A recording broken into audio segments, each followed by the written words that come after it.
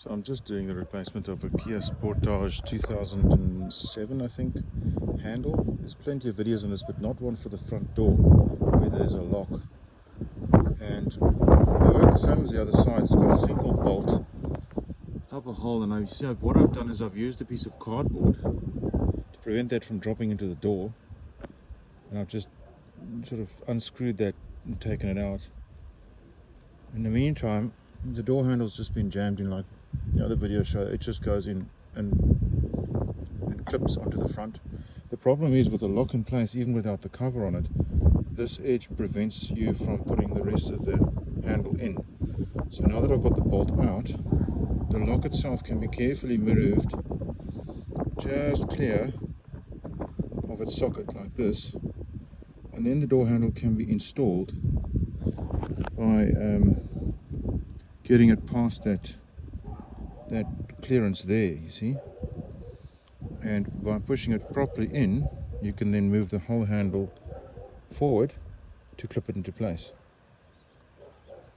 And then you just reassemble the cover for this. Just clips on. It's got a clip here and a clip on the other side.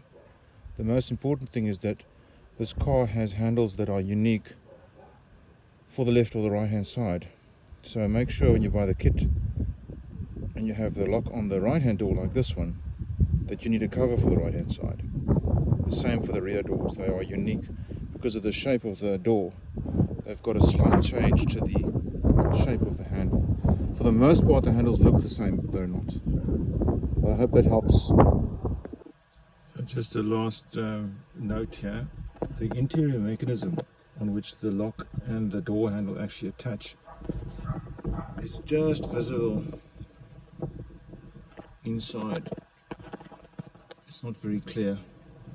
It's like a creamy colored carrier. That's what the bolt, see there where the bolt goes in? It's just there. I'll try and zoom it in. The bolt goes through and holds the carrier in place, and I had to hold it through this hole. I had to hold it with my finger towards me, so that when I push the handle,